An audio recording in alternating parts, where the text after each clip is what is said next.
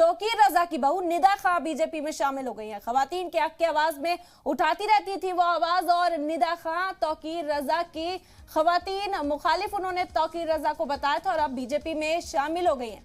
तौकीर रजा की बहू है निदा खां, जिन्होंने बीजेपी की रुकनियत हासिल की।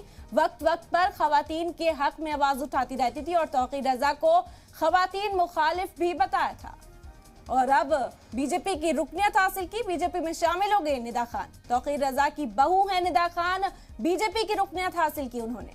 तौकीर रजा को खवातीन मुखालिफ बताया करती थी और अब बीजेपी में शामिल हुई।